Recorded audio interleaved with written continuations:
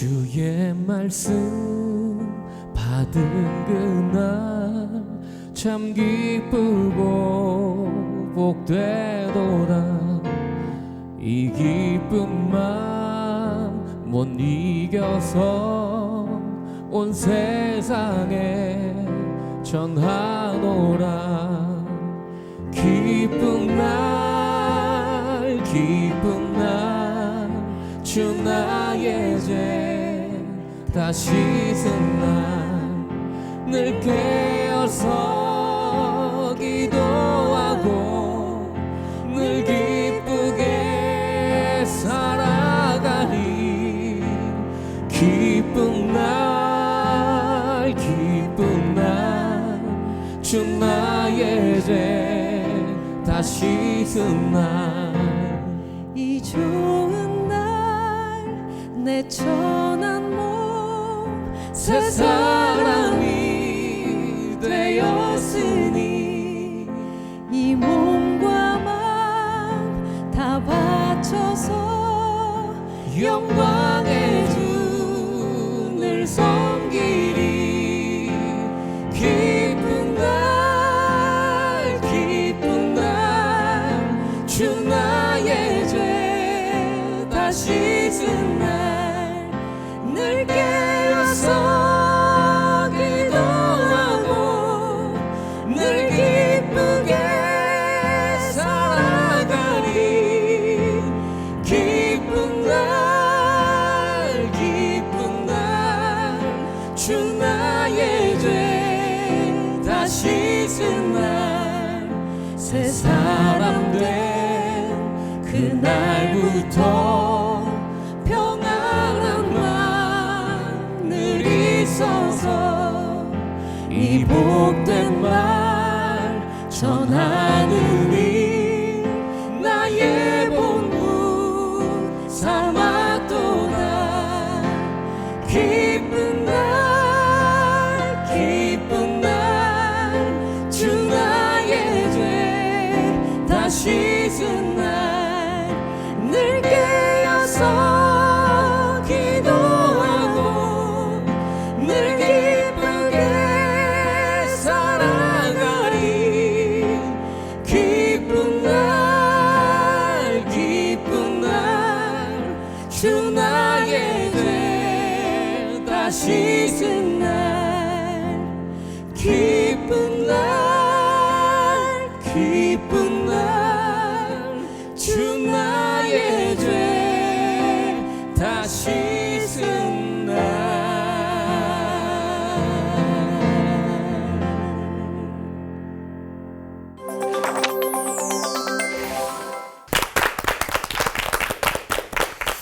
날마다 주의 말씀대로 사는 것이 어리석은 신앙생활에서 벗어나는 거다. 지난 시간에 우리가 배웠는데 잘 적용이 되시는지 궁금합니다. 우리 올포원 식구분들은 혹시 그 어리석은 신앙생활 반대말은 뭘까? 아, 너무 쉽죠 뭐. 똑똑한 신앙생활? 지혜로운 신앙. 지혜로운 생활? 똑 부러지는 신앙생활? 똑 부러지는? 네. 저는 조금 꼬아서 어린 신앙생활 해보겠습니다. 어린? 어린이의 신앙생활. 아이 같은. 네. 좋은데요? 잘못했네요. 알잘딱깔새? 알아서 잘 딱 깔끔하게 센스 있게 오. 슬기로운 신앙생활. 네, 그렇군요. 많은 분들이 지혜롭다 아니면 뭐 똑부러진다, 이렇게 똑똑하다 이런 걸로 신앙생활을 잘못했어. 어린석은 신앙생활을 반대말을 생각하실 텐데 맞는 걸까요, 목사님? 하여튼 성경에서는 지혜라고 하는 게 아주 큰 덕목입니다. 진짜 하나님을 잘 섬기는 사람은 신앙 가진 사람 정말 지혜롭죠. 네. 지혜로운 신앙 좋습니다. 네. 지혜라고 하는 게 이 세상의 지혜가 아닌 사람이 볼 때 지혜로운 것이 아니라 오히려 그래서 사도 바울이 얘기대로 십자가의 도가 구원받지 않은 사람들에게는 미련한 것이다라고 했듯이 사실은 그 지혜라고 하는 게 우리가 생각하는 똑똑한 뭐 이렇게 어떤 이익을 잘 추구하는 이런 것과는 전혀 다른 또 다른 우리가 알지 못하는 또 하나의 다른 가치를 세상 사람들이 알지 못하는 가치를 추구하는 거기 때문에 그런 면에서 이제 좀 저희가 좀 사실은 어리석게 보일 수 있다는 거죠. 지혜로운 신앙생활이라고 하는 것은 우리가 얼마든지 이야기할 수 있는데 성경은 정확하게 여호와를 경외하는 것이 지혜의 근본이다 이렇게 말하고 있거든요. 그러니까 뭐 지혜로운 신앙생활 이퀄 하나님을 경외하는 신앙생활 이렇게 말할 수 있겠다 이렇게 생각이 듭니다. 네.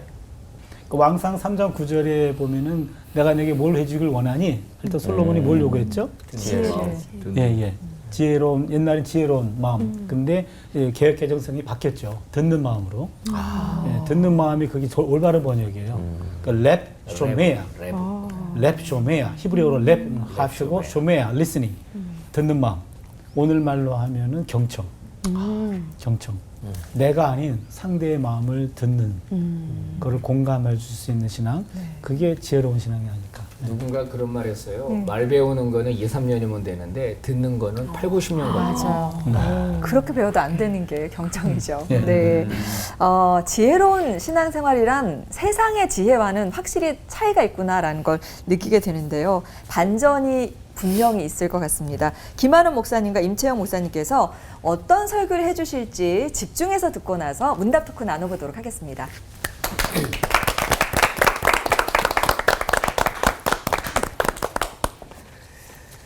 유명한 연예인 중에 길거리 캐스팅으로 그 스타가 된 분들이 있습니다. 그럼 이제 기획사에 이제 그 일만 하는 분들이 계시다고 그래요. 대단한 능력자라고 생각합니다. 평범한 사람을 위대한 연예인, 스타로 만드는 그 능력, 그 실력 대단한데 사실 우리 하나님은 놀라운 분입니다. 하나님의 캐스팅은 참으로 놀랍습니다. 왜냐하면 보잘것없는 사람들을 선택하셔서 소위 오늘날로 말하면 잘 나가는 사람들을 만들어 놓으시기 때문에 그렇습니다. 오늘 본문에서 26절에서도 사도 바울이 이렇게 이야기합니다. 형제자매 여러분, 여러분이 부르심을 받았을 때에 그 처지가 어떠하였는지 생각하여 보십시오. 육신의 기준으로 보아 지혜 있는 사람이 많지 않고 권력 있는 사람이 많지 않고 가문이 훌륭한 사람이 많지 않았습니다. 바울이 고린도 교회 성도들에게 보낸 편지에 나오는 이야기인데요. 주님이 그들을 처음 불러서 하나님의 자녀로 삼으실 때 그들은 지혜 있는 사람들이 아니었다는 겁니다. 세상적 기준으로 보면 잘 나가는 사람들이 아니었고 힘 있는 사람들이 아니었다는 겁니다. 고귀한 사람들이 아니었다는 거죠. 그러면 반대로 뭡니까? 약한 사람, 부족한 사람, 어리석은 사람, 낮고 천한 사람들이었다는 것입니다. 하나님은 늘 이렇게 역사하시는 것 같아요. 역사적으로 복음을 받아들인 사람들은 대부분 잘 나가는 사람들이 아니었습니다. 여러분, 예수님의 최초 신앙 공동체인 제자들을 보십시오. 거기 유력한 사람들이 있었습니까? 그렇지 않았죠. 다 평범한 사람들이고 또 어떤 면에서 보면 천대받는 사람들도 있었습니다. 초대교회 성도들이 그랬죠. 그러면 하나님은 왜 이렇게 하시는 걸까요? 왜 부족한 사람들을 선택하시고 부르셔서 그들에게 복음을 주시는 걸까요? 그것을 성경은 이렇게 이야기하고 있어요. 하나님의 목적인데요. 지혜 있는 자들을 부끄럽게 하려고 하시는 것이다. 강한 자들을 부끄럽게 하려고 하시는 것이다. 본문 28절에 보면 있는 것들을 패하게 하겠다 이렇게 얘기합니다. 여기 이 패하게 하겠다라는 뜻은 무효화시킨다, 무가치하게 만들다, 또 다른 영어로 보면 아무것도 아닌 것으로 만들어 버리겠다 이렇게 이야기합니다. 여러분, 똑똑한 사람이 잘하는 거 당연한 거죠. 능력 있는 사람이 잘하는 거 당연한 거 아닙니까? 잘난 사람이 잘 나가는 거 당연한 것입니다. 그런데 만약에 미련한 자들이 성과를 낸다면 하나님은 어떻게 하십니까? 바로 그를 통하여 세상 사람들이 하나님을 주목하게 만듭니다. 성경은요, 아무라도 어떤 육체라도 하나님 앞에서 자랑하지 못하게 하려고 하는 것이다. 이렇게 말하고 있습니다. 하나님은 좀 느리지만 성실한 사람을 쓰십니다. 드러나지 않는데 묵묵히 일하는 사람을 쓰십니다. 그를 통해서 놀라운 역사를 이루어내시죠. 자, 성경을 봅시다. 구약에 저는 대표적으로 모세를 들고 싶습니다. 하나님이 모세를 찾아갔을 때 그는 80세였습니다. 그는 하나님께 뭐라고 말합니까? 하나님, 저 능력 없어요. 말 못해요. 저 자격 없어요. 이렇게 말하죠.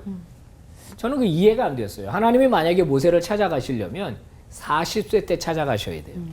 그때가 제일 멋있었을 때고 왕중 교육을 받았고 후계자 교육을 받았을 때이기 때문에 그때가 사실 하나님이 찾아가셔야 할 적기라고 생각이 되는데 실패한 사람, 이제 실패가 만성이 된 사람, 양치는 사람, 이런 사람 찾아가서 주의 일을 맡기시니까 당연히 못한다고 하지 않았겠습니까? 하나님은요, 언제나 미련한 사람, 부족한 사람 통해서 영광을 받으셨습니다. 그러니까 우리가 어떤 기준으로 사람을 보느냐가 굉장히 중요해요.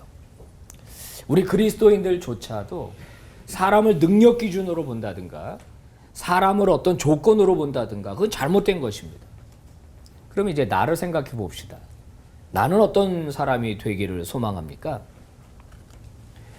목회를 하다가 보면 성도들에게 어떤 직분이나 사명을 맡길 때가 있어요. 대부분의 성도들은 못한다 그럽니다. 힘들다고 말합니다. 상황이 안 된다고 말해요. 여러분, 우리는 하나님의 사람들입니다. 하나님이 부르셨다면 하나님께서 도우시고 역사하실 것이고 지혜도 주시고 능력도 주실 것입니다. 그러면 우리는 우리를 통해 드디어 이제 하나님의 위대하심을 나타낼 준비가 된 것입니다. 여러분, 어떤 일을 하든지 성실하게 하십시오. 정직하게 하십시오. 그리고 하나님 주신 지혜로 탁월하게 하시기를 바랍니다. 그러면 우리 하나님이 영광 받으시고 그리고 하나님의 능력이 온 천하에 드러나게 될 것입니다. 하나님은 우리를 통해서 하나님의 살아계시다는 걸 이 땅에 보여주기를 원하시고 하나님이 붙잡은 인생이 얼마나 위대해질 수 있는지 하나님은 우리를 통해서 보여주고 싶어 하십니다. 사랑하는 시청자 여러분, 하나님 앞에서 최선을 다하시고 하나님 손에 붙들려 하나님의 살아계심을 드러내는 믿음의 종들이 되기를 바랍니다. 아멘. 기도하겠습니다. 하나님 아버지 고맙습니다. 미련한 자였습니다. 부족한 자였습니다. 그런데 하나님 선택해 주셔서 이만큼 여기까지 올 수 있게 되었습니다. 내가 잘나서 되지 않은 것을 분명히 압니다. 그러므로 우리 모두는 때마다 시마다 일마다 하나님을 드러내는 자가 되게 하여 주옵시고 입을 열 때마다 하나님의 영광을 선포하는 자들이 되게 하여 주시옵소서. 예수님 이름으로 기도 올리옵나이다. 아멘. 아멘.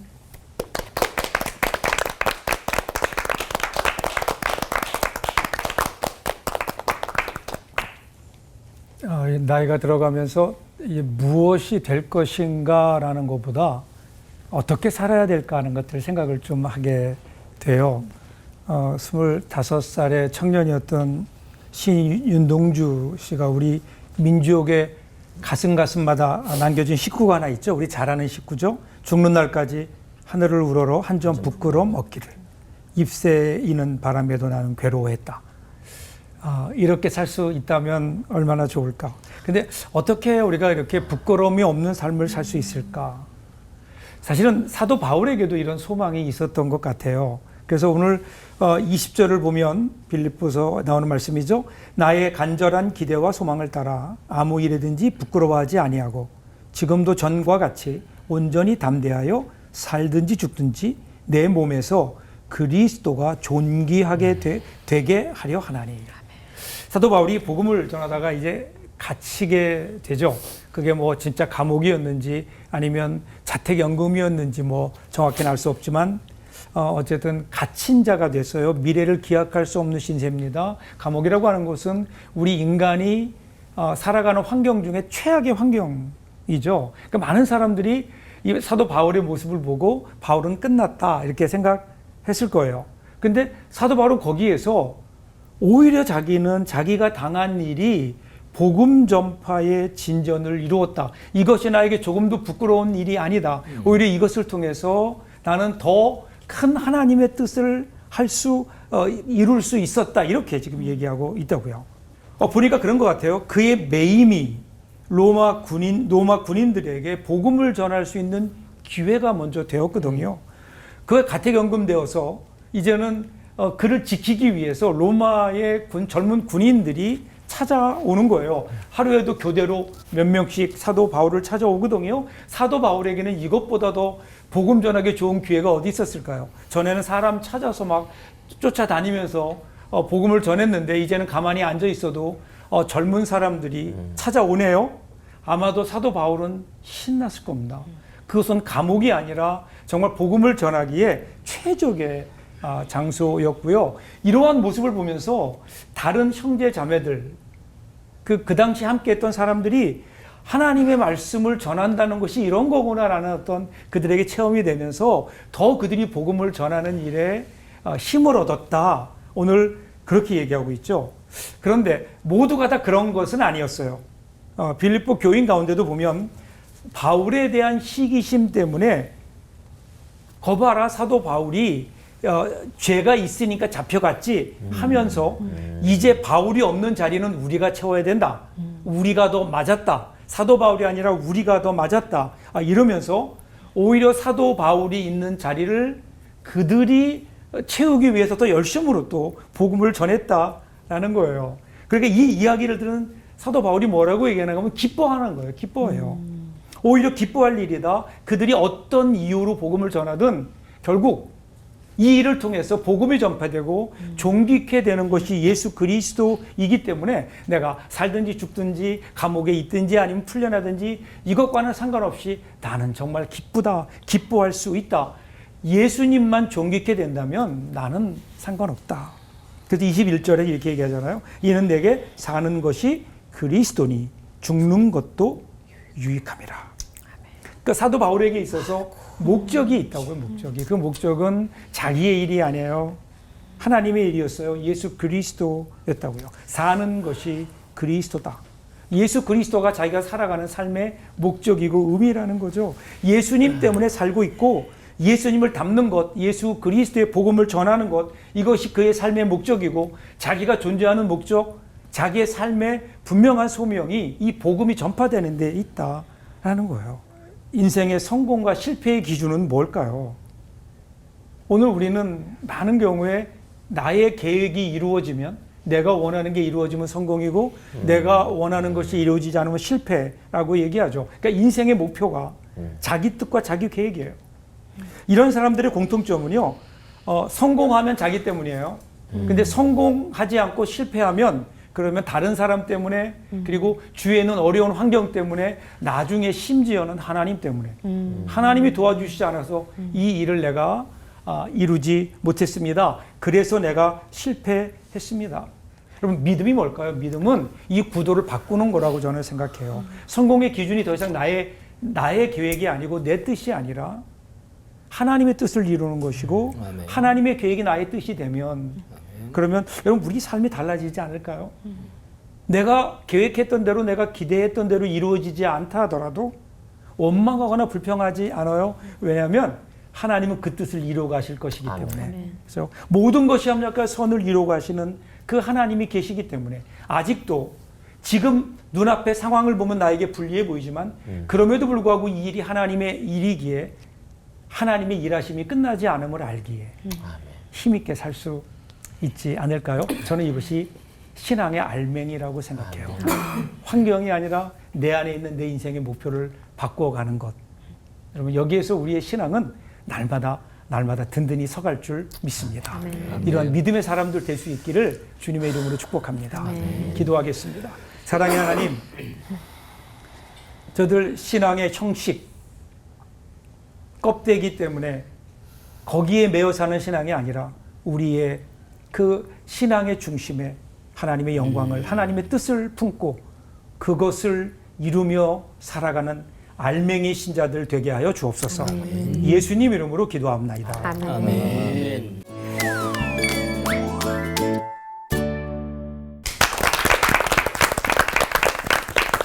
믿음이란 구도를 바꾸는 것이다. 그리고 하나님이 미련한 사람들을 사용하셔서 지혜 있고 똑똑한 자들을 부끄럽게 하셨다. 말씀에 또 은혜를 받는 시간입니다. 어떠세요? 신앙 때문에 우리가 바보처럼 살아본 경험, 울포원 식구분들도 분명 있으실 것 같아요. 저는 원래 바보라서. 진짜 바보. 원래 다 신앙의 바보처럼 살지 않나요? 그렇지. 저도 그러겠어요. 저도 같은 생각이라서. 예수 믿는 것 자체가 바보처럼 사는 거 아닌가? 아무것도 몰라요.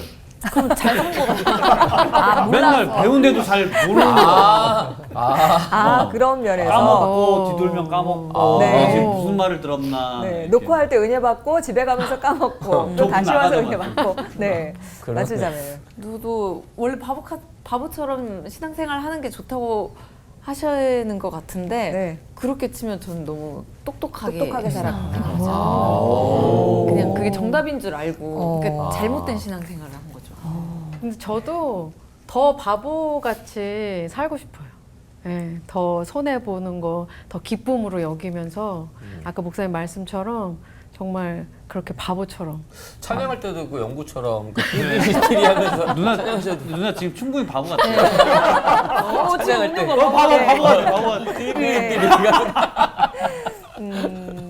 굉장히 또 착하게 살고 있기 때문에 맞아요. 동료들에게 착해요. 그렇게 또 칭찬받는 것 같아요. 네. 사실 이제 뭐 그 목사님들도 아실 텐데 성도들은 정말 치열하게 살잖아요. 근데 그럼에도 치열하게 살면서도 말씀대로 살려고 하면 나만 바보가 될 때가 있어서 속상할 때가 좀 가끔 있어요. 그러니까 사실 그래서 몇 가지 경우를 저희가 좀 말씀을 드려볼게요. 저희 마음을 좀 풀어주시면 좋겠습니다, 목사님들이. 네, 첫 번째 한번 던져보도록 하겠습니다. 교회에서 일터에서 할 말은 많지만 정말 많지만 신앙인이라서 입을 꾹 닫고 참아야 할 때 네. 이 진짜 이게 진짜 건드는 것 같거든요. 이럴 때 맞아. 어떻게 해야 될까요, 목사님? 네. 저는 그냥 뭐 성경에 나오는 방법인데요. 그냥 기도하면서 그 상대방에 대한 얘기를 다 하는 거예요. 욕하고. 주님께. 그렇지, 주님께. 탄원을 막- 올리는 거군요. 탄원시로. 그렇지, 탄원이죠. 막 비난하고 욕하고 육두문자 막 쓰고 막. 그래 돼요. 누가 들으면 어떻게 해요? 그게 시편의 반이 그거예요. 그리고 사실은 그게 신앙의 핵심이에요. 그렇게 하면 하나님이 만나 주셔요, 거기서. 왜냐하면 내가 억울하면요, 마음이 어느 정도 열리잖아요. 그래서 하나님을 찾잖아요. 그럼 하나님께서 내 마음을 만져주셔요. 이게 시편의 절반이라니까요. 보세요, 가서. 그러니까 그게 전혀 이상한 게 아니고 가서 하고 싶은 얘기 다 하는 거예요. 기도하면서. 주절주절. 근데 대표 기도할 때 하면 안 되고. 안 되고 아무도 없을 때. 네. 아니 교회 갔는데 아무도 없을 때. 속으로. 비슷한 것 같은데요. 그 잠언의 9장 8절인가요? 거만한 자를 책망하지 말라. 그가 너를 미워할까 두려우니라. 지혜 있는 자를 책망하라. 그가 너를 사랑하리라. 우리한테 그렇게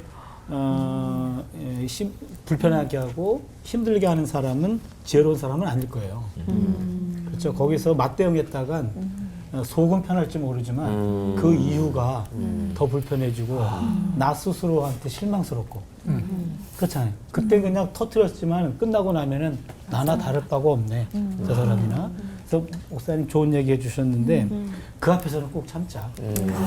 그 앞에서는 참고 저는 집에서 얘기해요. 가족하고 가족들은 다 내 편이니까. 그러니까 내가 얘기하면은 저는 욕을 잘 못하는데 우리 딸들이 또 찰지게 욕을 해요. 그래서 딸을 주셨구나. 그 목사님. 이해되는데 네. 속 시원해. 속이 다 처음엔 시원해. 놀랐어요 내가. 우리 딸이 맞아 그랬더니 아빠 그럴 땐 욕을 해야 돼. 내가 이제는 치료가 돼가지고 너무 그러면 안 되지. 그래서 저는 이제 가족이 소중하고 그다음에 가족한테 다 말할 수 없는 것들은 또 들어주시는 분이 있으니까 하나님 앞에 와가지고 그 불평하고 탄식하고 아까 욕설도 하신다 그랬잖아요. 예, 전 욕을 잘 아직 못 해봐가지고 아직 하나님한테 욕까지 못 해봤는데 가능해요. 예, 시편에 많이 나오니까 누구도 듣지 않는 곳 골방 교회가 좋고 교회도 좋고 어디도 좋고 그곳에서는 그 인간한테 하고 싶은 거 이상으로 해도 된다. 풀어내라. 그렇죠. 네. 차준희 교수 그래도 그 딸들이 피곤해요. 또 욕해야 되나? 따님들도 욕하기 힘든데 저희한테도 얘기해 주세요. 저희도 시원하게 욕 좀 하고. 욕도 주님이 주신 거잖아요. 용사가 예수님도 욕 잘하셨어요. 욕사. 욕사가 아니에요. 네. 근데 또 비슷한 맥락이긴 욕 한데 결국 하나님 사랑은 이웃 사랑이라는 건데 사람 사랑이고 밉고 싫지만 웃으면서 사랑으로 대해야 될 때가 있잖아요. 그냥 참는 게 아니라 이 사람은 내가 또 사랑해야 돼. 웃으면서 아 자매님 그러세요. 이래야 될 때 그때는 더 진짜. 힘든 것 같거든요. 아, 이때는 그치. 또 어떻게 하면 좋을지 목사님. 이제 아까 같은 경우도 그렇고 지금도 그런 건데 이게 지금 감정이 지금 막 일어나고 있는 거거든요. 근데 감정이 일어날 때 잘못 대응하게 되면 이제 그 자체가 죄가 될 수가 있어요. 내가 할 말이 많다고 해서 내 감정이 격해진 상태에서 말을 하게 되면 그 말이 칼이 돼버려요. 그러니까 때때로는 어떤 말을 하느냐보다 어떤 말을 하지 않느냐로 신앙인임이 드러나게 돼요. 왜 이런 말이 알죠? 감정이 태도가 되게 하지 마라. 뭐 마주자매 지금 믿고 싫어요. 그건 내 감정이에요. 그거 속일 수가 없어요. 그런데 그게 태도가 되게 하지 말라는 거는 감정대로 살지 말라는 거잖아요. 이게 그때그때마다 바로바로 대응이 되려면 그 자체가 내 인격과 태도가 되도록 말씀 묵상과 기도로 늘 나를 뭐라고 훈련시켜야 된다고나 할까요? 이게 어느 정도 있어야 돼요. 그게 딱 되면은 이제 이 방송이 좋은 도움이 될 거라고 보는데 이제 그럴 경우에도 내가 얼마든지 감정적으로 대응하지 않게 되고 얼마든지 사랑으로 대할 수 있는 능력이 올 수 있다고 봐요. 네. 그 사랑이라고 하는 것에 대해서 우리가 너무 이렇게 낭만적으로 생각하는 것 같아요. 사랑하면 껴안아야 되고 사랑하면 하나가 돼야 되고. 근데 성경을 보면요, 사도 바울의 말처럼 사랑은 뭐죠? 오래 참고. 오래 참고라는 말이 어떤 의미를 갖고 있나요? 오래 참을 수밖에 없는 상황이 있는 거라고요, 그죠? 그러니까 사랑은 오래 참을 수 없는 상황인데 오래 참아주는 게 사랑이거든요. 그래서 저는 항상 사람과 사람 사이에 거리가 필요하다고 생각해요. 거리. 그리고 그 거리, 사람과 사람 사이의 거리 안에 우리가 항상 하나님을 두는 훈련. 그래서 다윗과 요나단이 너와 나 사이에 하나님이 계시느니라라고 얘기함으로 우정이 연결된 것처럼 거리를 두고 서로 참고 무례행치 않고 이런 어떤 과정을 통해서 우리가 관계를 회복해 나가는 어떤 과정이 필요할 것 같아요. 그래서 어떤 사람하고는 좀 더 멀리 관계를 갖는 것도 사랑하는 방법이 아닐까 그렇게 생각해요. 그것도 사랑이구나. 근데 제일 힘든 게 이 손해 볼 게 뻔한데 양보하고 인내해야 할 때인 것 같아요. 신앙으로 한다고 해도 이게 한두 번이지 어떻게 해야 될까요? 바보로 볼 것 같아요. 바보로. 그러니까 이제 양보하고 인내한다는 말은 공평하지 않다는 거예요. 나만 양보한다는 거예요. 그러니까 항상 불합리하고 나만 참고 상대는 변하지 않고.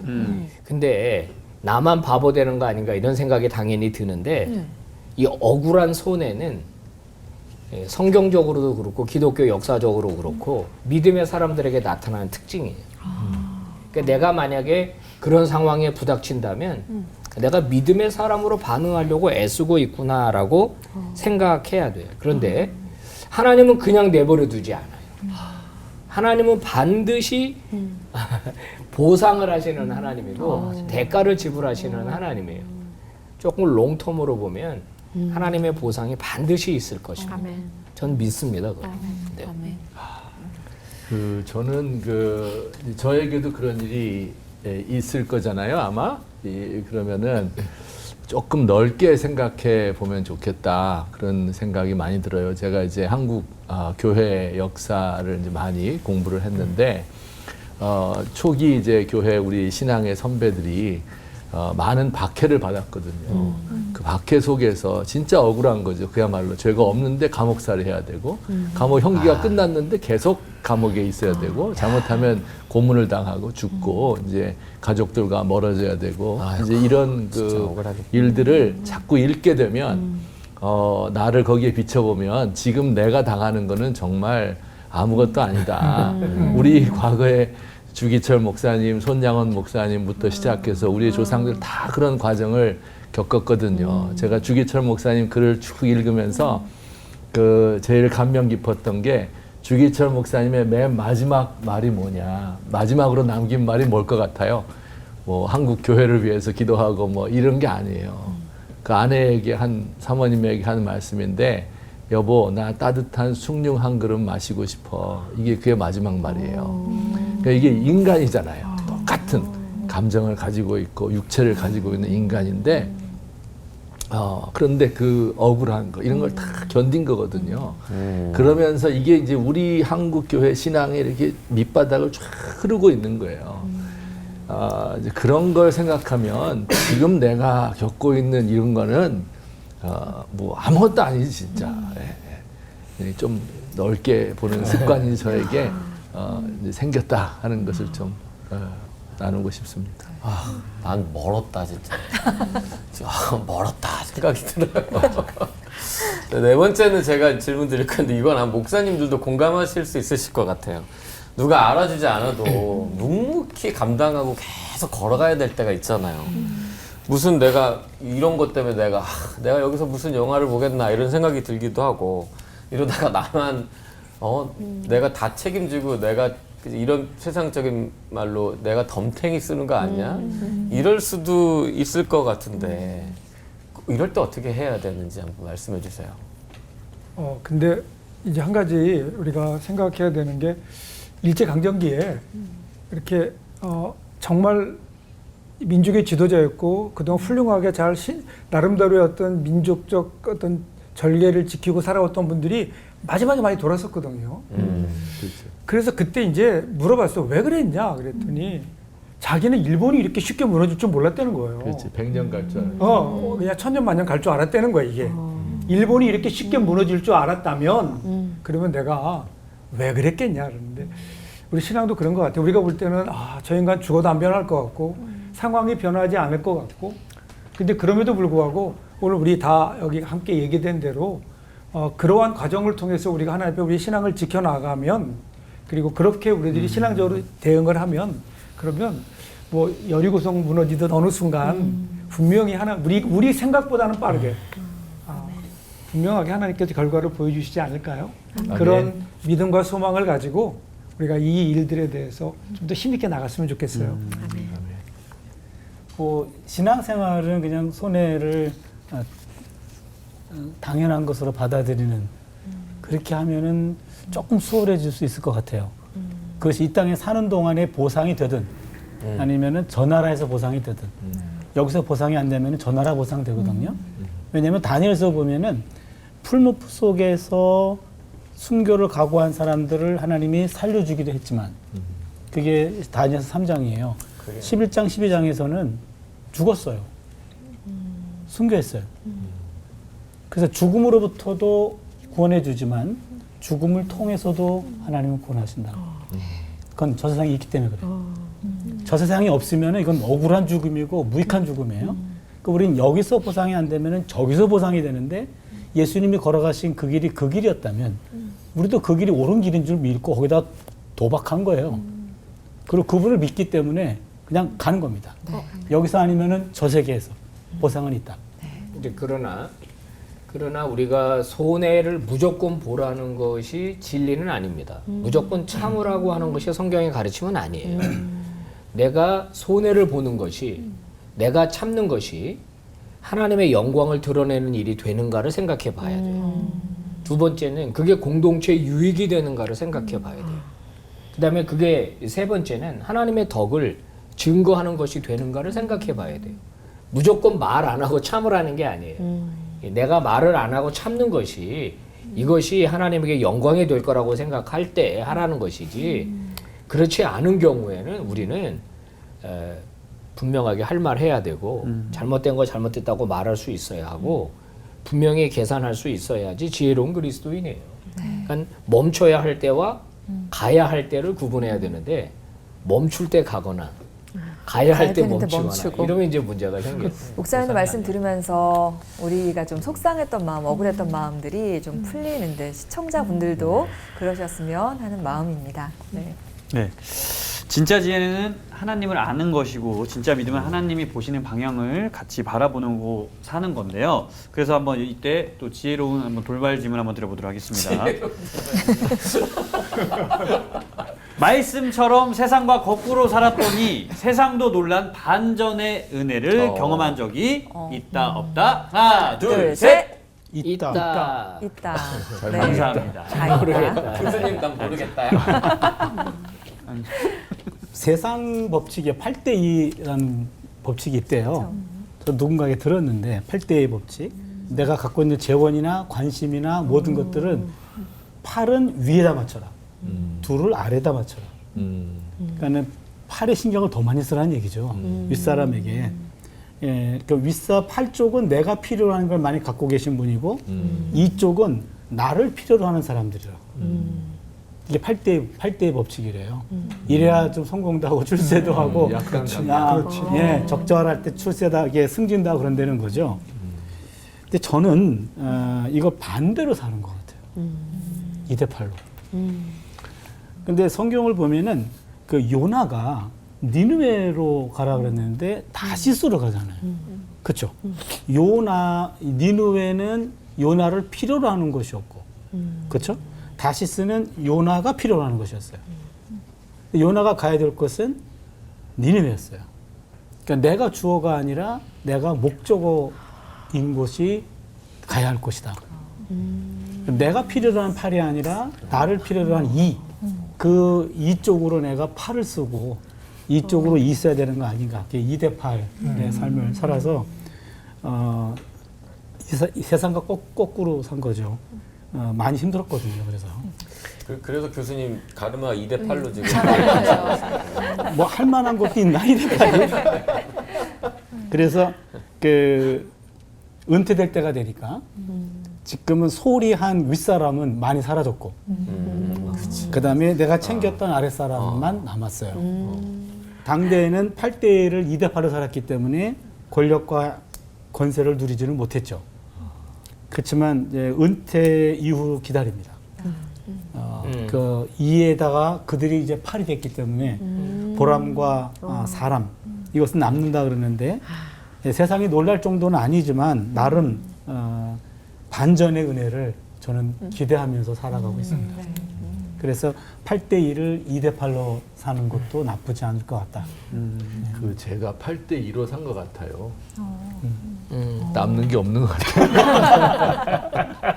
네, 세상과 별로 이렇게 거꾸로 살아본 적이 없고 말씀과 거꾸로 살다가 그 세상이 놀란 일들은 좀 있는 것 같은데 조금 무슨 말씀? 부끄럽습니다. 아니 부끄러워 그러니까 부끄럽고 그렇습니다. 저는 소소한 경험인데 부교육자 시절에 다니던 교회의 유력한 장로님과 관계가 틀어진 적이 있어요. 관계가 왜 틀어졌냐면 아까 여러분들이 하신 질문 있잖아요. 속상하고 답답한데 말하지 말고 참아야 될 때 이거 있었잖아요. 나 그때 못 참았던 거예요. 경험에서 그래서 확 질러버렸어요. 그때 나는 젊은 목사였고 그분은 나이 지극하신 장로님이고 교회 또 유력하신 분이고 그러니까 그분이 이제 저를 괘씸한 놈으로 봤겠죠. 이제 그 교회에서 부목사 생활하는 내내 얼마나 힘들었는지 몰라요. 일단은 소위 이제 젊은이들 표현대로 쌩깐다 그러잖아요. 아는 척을 안 해요.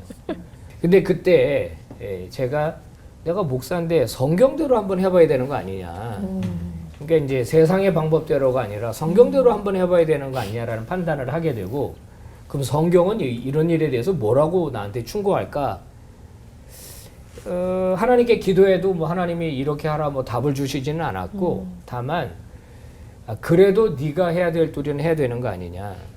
그게 뭐냐면 인사하는 일이었어요. 만약에 뭐 장로님 안녕하세요. 그분은 나를 그림자 취급하고 지나가요.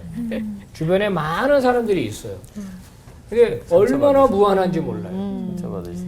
근데 지속적으로. 이게 이제 반대 방법으로 해본 거죠. 얼마의 시간이 지났는지 모르겠어요. 나중에 그분의 손을 내밀더라. 근데 만약에 내가 포기했더라면 그분과의 관계는 깨진 채로 나는 그 교회를 떠나왔을 거고 내 마음속에는 기억되는 상처로 남아 있었겠죠.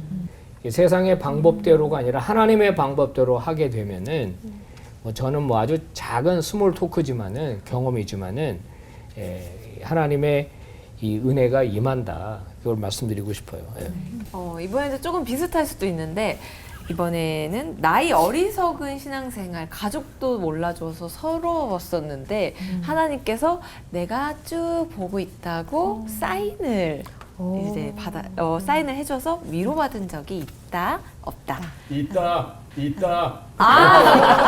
제일 먼저 이번에는 잘 모르시지 않고. 오늘 대표로 대표로 말씀하시는 내가 할 거야. 대표로 말씀해 주세요. 그냥 짧게 제가 이제 교회 생활 하다 보면 목회하는데 이제 제가 한 3번 정도 이 교회에 어려움을 겪은 적이 있어요. 그 이제 저 때문에도 뭐 당연히 저 때문이겠죠. 그리고 또 다른 사람 때문에도 있었는데 그래서 이제 저에게 이제 뭐랄까 그 죄책감이 많이 들잖아요. 어떻게 해야 될지도 모르고 길도 없고 그래서 이제 늘 기도만 하는데 기도도 뭐 잘 안 되고 답답하잖아요. 그래서 야 이거 어떻게 해야 되지? 많이 낙심이 돼 있었어요. 오래전이라서 제가 근데 진짜 많이 낙심이 돼 있었습니다. 그런데 그때 제가 성경을 생각하게 됐어요. 저도 목사님처럼 성경이 뭐라고 말할까 하고 성경을 창세기부터 쭉 머릿속으로 이렇게 한 갈피 한 갈피 넘어가면 뒤지다가 아, 그 말씀이 있었지 하고 성경을 열심히 찾아보니까 사무엘상 30장 6절인데요. 다윗이 크게 다급하였으나 그의 하나님 여호와를 힘입고 용기를 얻었더라 하는 말씀이 이제 있었던 것 같은데 이게 어디 있었지 하면서 이제 사무엘상을 막 찾을 거 아니에요. 그래갖고 이 말씀을 딱 발견했어요 마지막에.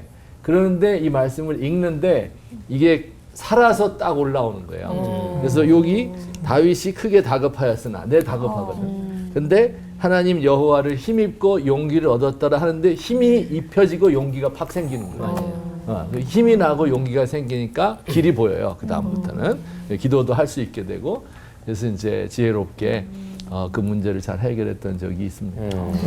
몇 번 이제 그런 사례들이 있는데 그 중에 제가 생각나는 거 대표적인 거 말씀드렸습니다. 이게 중요한 신앙의 원리인데요. 내가 속상하고 상처받고 그러잖아요. 그러면 보통 이걸 사람한테 말해요. 친한 사람한테 막 털어놔요. 나쁘지? 그 사람 나쁘지? 그러면서 막 털어놔. 그 다음 또 만나. 막 털어놔. 그래가지고 불평불만자가 돼요, 본인이. 그리고 저녁에 침대에 누워봐요. 허탈해요. 이게 이제 하나님의 위로를 받잖아요. 그러면 놀라운 일이 벌어지는데 바뀐 상황은 아무것도 없어요. 근데 하나님이 알아주신다라는 사인이 내게 오게 되면은요. 그 다음에는 모든 것이 역전이 돼요. 나는 하나도 속상하지 않고 아 하나님이 알고 계시는데 하나님이 다 알고 계신다는데 이거 하나님께서 다 풀어주실 거네 하면서 믿음이 생기고 그때는 여유가 생기고 다시 미소가 생기고 그러면서 그 뭐라 더 성경에 온유한 사람이라고 말하는 그 사람이 되는 것 같아요. 근데 저는 또 약간 다른 게요. 하나님께서 사람들을 통해서 하나님 위로해 주세요. 그런 경우. 네, 그러니까 친구들 마음을 터놓고 얘기할 수 많지 않은 친구들 만나서 이야기하는 가운데 그 말 한마디가 저에게 굉장히 위로가 되고 힘이 되고 그래서 그걸 뭐 매번 가서 얘기할 일은 아니지만 그러나 때로 정말 내 말을 들어줄 좋은 친구가 있는 것도 복이다 그런 생각을 해요. 차 교수님의 따님. 그렇지. 저는 그 사람한테 불평하지 말고 하나님에게 하라. 원칙적으로 맞는 말인데 그러나 돕는 배필이 있잖아요. 돕는 배필. 돕는 배필 할 때 그 돕는이라는 말이 에제르인데 에제르란 히브리어는 하나님의 도움을 가리킬 때 쓰는 용어예요. 그러니까 돕는 배필은 배필이면서 도와주는 자인데 하나님의 도움을 매개해 준 통로예요. 그러니까 부부 사이는 아내를 통해 남편을 돕고 남편을 통해 아내를 돕는 거거든요. 그래서 저는 누군가를 통해 위로한다 할 때 또 하나님은 나한테 직접 말씀하시는 건 아니니까 내가 만난 하나님은 너무 과묵하신 분이라 뭐 말씀이 없으신 분이니까 누군가를 통해서 하는데 주로 아내나 자녀를 통해서 혹은 친구를 통해서 이렇게 오는 경우가 있어서 여러 사람한테 불평하지는 않는다. 나를 있는 그대로 받아줄 사람 한두 사람 그 사람하고는 웬만하면 감정까지도 털어놓을 수 있는 왜냐하면 그게 통로가 될 수 있어서 그래서 그 부분도 무시하지는 말자 이렇게 말씀드리고 싶습니다. 목사님도 말씀 종합해 보면 진짜 내 편이 누군지 그리고 진짜 내 편이 돼주시는 하나님을 믿는 믿음 안에서 우리의 억울함을 좀 해소해 볼 수도 있겠다는 생각이 들고요. 그러면서 진짜 알맹이 신앙인이 되는 게 아닌가라는 생각 들고 더욱 주님을 의지하게 되는 것도 같습니다. 네. 네. 하나님이 이 세상에 미련한 것들을 택하셔서 지혜 있는 자들을 부끄럽게 하신다는 이 말씀처럼 살아내는 사람들을 우리 주변에서 좀 만나볼 수 있는지 사례들을 좀 말씀해 주시면 좋겠고요. 그렇게 하나님 안에서 바보같이 살아도 걱정할 게 없는 이유는 뭔지도 좀 알려주시면 좋겠습니다. 제가 아는 사례 하나 말씀드리면 어떤 집사님인데 우리나라 굴지의 대기업 물품 구매 담당하는 부장이었어요. 보통 그 자리에 오래전 일이니까 지금은 그런 일 없어야 되겠지만 오래전 일인데 한 2년 있으면 집 한 채 산다는 자리예요. 근데 그분이 한 번은 저에게 상담을 했는데 막 죄 지은 것처럼 머리를 숙이고 왔어요. 왜 그러냐 했더니 제가 그 구두표 10개를 받았다는 거예요. 그게 너무 죄스럽다는 거예요. 딴 데서부터. 그러니까 딴 사람들은 다 집 사는데 이 사람은 그런 게 아니라 구두표 10장 받은 것 때문에 그 속상해서 내가 집사가 이래서 되겠습니까? 제가 야, 참 진짜 바보 같은 분이구나 그런 생각이 드는데 엄청 축복해 주었습니다. 하나님이 당신 진짜 들어 쓰실 것이다. 진짜 그렇게 되었어요. 성경에서 이제 다윗이 압살롬의 반란 때문에 도망을 가잖아요. 피난을 갈 때 꼭 따라갔었어야 할 한 사람이 있었어요. 누구냐면 이제 요나단의 아들이에요. 이제 장애를 가지고 있었죠. 무비보셋입니다. 근데 다윗이 이제 도망을 갈 때 그때 이제 그 무비보셋의 신하 중에 시바라고 하는 친구가 이제 가면서 모함을 했어요. 자기 주인의 무비보셋을 욕을 한 거죠. 배신자다. 당신이 어떻게 거뒀는데 그렇게 행동할 수 있느냐. 다윗이 굉장히 화가 나죠. 나중에 이제 반란이 진압이 되고 이 다윗이 돌아와요. 이제 오해가 생겼잖아요. 네. 근데 그때 이 무비보셋의 행동이 바보 같아요. 어떻게 했느냐? 다윗이 떠난 이후로 옷을 갈아입지 않아요. 면도를 하지 않아요. 그러면서 온 삶으로 다윗의 그 압살롬의 반란을 슬퍼하면서 동참을 하는 거예요. 물론 전해지지는 않았어요. 다윗은 몰라요. 그 바보 같은 행위 아니에요. 하지만 그 무비보셋은 진실됐죠. 그리고 정직했죠. 알아주던 알아주지 않던. 나중에 다윗이 돌아와 보니까 몰골이 왜 이래 너? 그랬더니 진심으로 다윗의 이 아픔을 본인의 아픔으로 받아들여서 행동했던 그것이 이제 오해를 풀게 하고 관계를 회복하게 하는 것이 되거든요. 이런 이야기가 우리 공동체 안에 많아져야 돼요. 그래서 정직하게 살아도 손해보지 않는다. 하나님 앞에서 바보같이 살아 보이는 것 같아도 하나님은 보상하시는 하나님이다. 이런 것이 우리 안에는 어떤 새로운 프린시플처럼 새로운 어떤 이런 우리가 붙잡아야 할 이제 거룩한 어떤 계명이 되면 좋겠다는 생각을 해봅니다. 제가 직접 경험했던 이야기들도 있고 그보다는 좀 제가 읽었던 아주 그 이야기가 하나 생각이 나요. 어느 날 오후에 갑자기 일기예보도 없는데 비가 내리기 시작한 거예요. 그러니까 비가 내리니까 사람들이 버스에 내리자마자 비 그칠 곳을 찾잖아요. 그런데 가까운 데 보니까 작은 처마가 하나 있는 거예요. 그러니까 거기로 사람들이 몰려들잖아요. 몰려드는데 가보니까 어떤 청년이 내려서 비를 피하러 가보니까 거기 어떤 한 사람이 이미 계신 거예요. 할아버지가. 그래서 그 옆에 섰대요. 그랬더니 옆에 누가 또 들어오고 그래서 이제는 꽉 찬 거예요. 그 자리가. 그러니까 맨 끝에 이렇게 서 있었던 그 청년이 튕겨져 나간 거예요. 그러니까 할아버지가 이렇게 그 옆에 계시던 할아버지가 이렇게 보면서 안 돼 보였잖아요. 그러니까 비를 맞고 있으니까 할아버지가 이렇게 위로했대요. 젊은이 너무 서운해하지 마. 세상이 다 그런 거야. 세상이 다 그런 거야.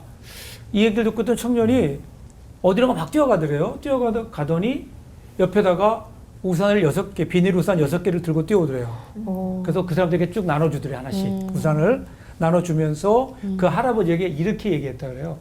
할아버지 세상이 꼭 다 그런 건 아니에요.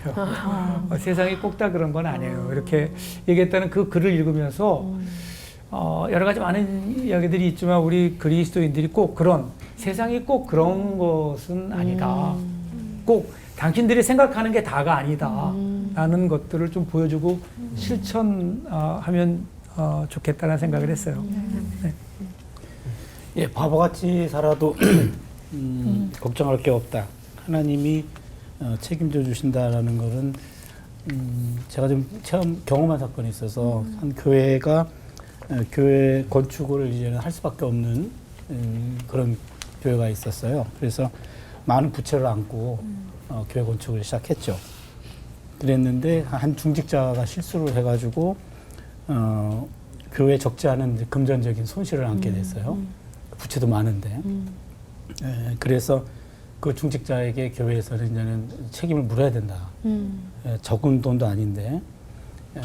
그런데 그 교회에서 담임 목사님 혼자 반대했어요. 엄청난 액수였는데 그걸 교회가 품자. 그래서 지금은 그 교인도 살고 그리고 그 목사님은 또 도의적인 책임을 지고 내가 사표 쓰겠다. 근데 교인들은 목사님 책임이 아닌데 반려하겠습니다. 그래가지고 목사님도 목회를 계속 하셨고 그리고 끝까지 이제는 그 책임을 다하겠다 해서 교인도 살고 그 다음에 나머지 교인들도 힘을 모아가지고 그 부채도 거의 청산했고 그래서 어찌 보면은 그냥 세상적으로 그냥 해서 그걸 받아내서 하면 되는 건데 그 목사 한 사람이 이건 아니다. 저는 그게 너무 멋있었어요. 저래도 되는구나. 저러니까 되네. 저렇게 할 수 있구나. 그걸 또 보여주셨네요. 저런 게 있구나. 네. 그걸 보면서 말은 안 했지만 그 목사님은 제가 존경하게 됐어요. 세상 사람들이 볼 때는 이해할 수 없겠지만 우리 그리스도인들은 하나님을 믿는 믿음 안에서 자기의 꾀를 쫓지 않고 하나님의 그 인도하심을 따라 갈 수 있는 것 같아요. 그래서 바보 군단이 될 수 있을 것 같습니다. 하나님의 바보 군단이 좀 되어보기로 하면서 오늘 끝인사 외쳐볼까요? 바보처럼 제가 한번 해보겠습니다. 주님이 보셨으면 됐어요. 주님과 함께라면 괜찮아요.